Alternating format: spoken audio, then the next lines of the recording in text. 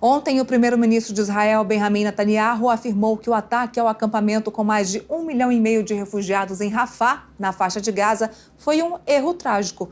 O Ministério da Saúde de Gaza, controlado pelo grupo palestino Hamas, confirmou 45 mortes devido ao ataque que aconteceu no domingo. Essas pessoas estavam fugindo de seus territórios por causa das ofensivas de Israel no restante do país. Com o ataque, tendas de ajuda humanitária pegaram fogo após as explosões. O exército de Israel confirmou que 2 líderes do Hamas morreram na operação. Para nos ajudar a entender a responsabilidade militar deste ataque e principalmente as consequências políticas internacionais para Israel, nós vamos conversar agora com o internacionalista Leonardo Paz. Leonardo, obrigada pela participação. Boa tarde. Olá, Nela. Boa tarde. Leonardo, como é que fica essa situação de Netanyahu depois dessa admissão de que foi um erro, de que esse ataque foi um erro?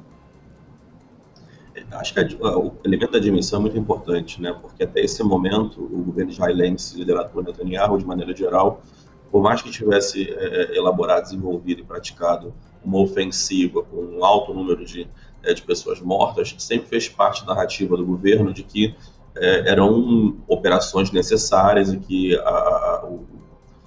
as Forças Armadas israelenses, né, elas estavam no limite da sua capacidade, no sentido de evitar a fatalidade de civis. E nesse caso, quando você tem um ataque a um campo de deslocados, pessoas que saíram da parte norte do país, especialmente da cidade de Gaza, e foram para esse campo de deslocados, que era um local, segundo os israelenses, que era considerado seguro, porque era para as pessoas irem para lá de fato, e elas são mortas ali às dezenas.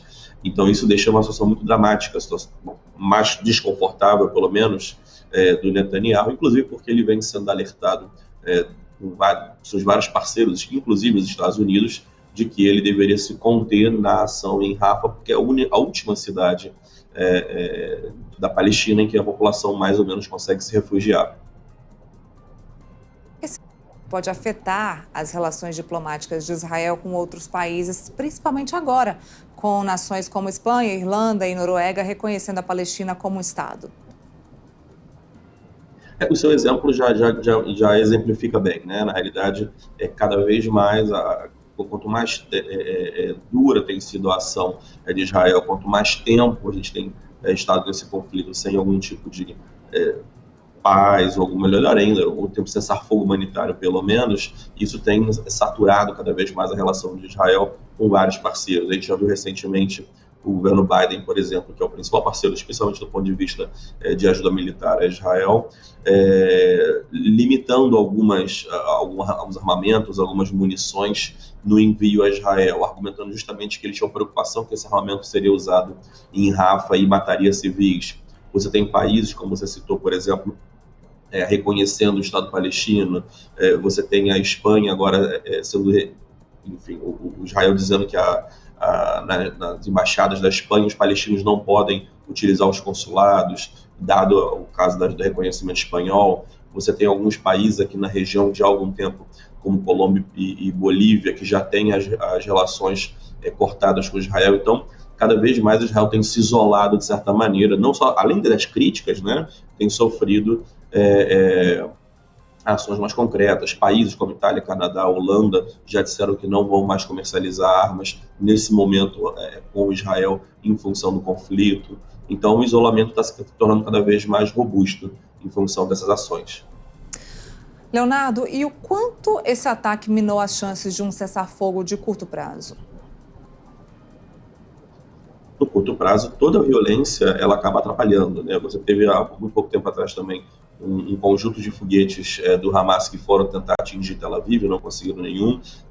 Semana passada, na sequência, Israel faz um outro ataque e mata cerca de 10 pessoas. Esse ataque de Rafah agora, no domingo, e ontem, terça-feira, já houve um outro ataque também na região de Rafah, onde morreram mais de 20 pessoas. Então, a probabilidade de um cessar-fogo no curto prazo me parece muito pequena, porque se no momento onde a coisa estava um pouco mais calma, no sentido que as forças israelenses estavam só se mobilizando para ir para Rafah, era um bom momento para você ter algum tipo de acordo, detalhes ficaram travando o acordo. E nesse momento em que você tem empilhamento de corpos, de fato, fica muito mais difícil qualquer tipo de acordo nesse sentido. Não curioso, a gente viu agora na segunda-feira, me parece, ou na terça-feira, o governo israelense dizendo que foi um trágico erro e, ao mesmo tempo, dizendo que isso não quer dizer que a operação vai acabar nesse momento e que eles estimam que essa operação vá até o final do ano. Então, eu acho que a gente está esperando ainda mais alguns meses de violência nessa região. Essa seria a minha próxima pergunta. A gente poderia esperar desse ataque considerado como um erro? A gente poderia considerar isso como uma premissa, como que a gente ainda pode esperar até o fim do ano? Isso foi uma informação do governo israelense de agora, né? Quer dizer, eu acho que enquanto você não tiver, pelo menos olhando pelo prisma do governo de Israel, uma vitória muito significativa em relação ao Hamas, uma desarticulação do Hamas, e mais ainda, uma possível solução, um possível plano de transição para quem que vai gerir Gaza depois desse conflito, a probabilidade do conflito acaba muito pequena, né? Quer dizer, você não tem uma estratégia de saída. E hoje você não tem nenhuma ideia de quem que vai ser o ator a tomar conta de Gaza. Certamente o Hamas não pode ser no prisma dos israelenses. Os israelenses também têm muita dificuldade de aceitar o Fatah, que seria o grupo palestino em tese moderado. Já chegou a ventilar uma possibilidade de um consórcio de países no Oriente Médio, que também já foi descartado. A ONU foi repensada como uma ação enfim, de liderar um governo de transição, mas também acho que não avançou muito. Então você não tem uma estratégia de saída para esse conflito. Então, por enquanto, a ocupação de Israel provavelmente vai se estendendo. Maravilha. Leonardo Paes, obrigada pela participação aqui com a gente. A gente te espera em outras oportunidades.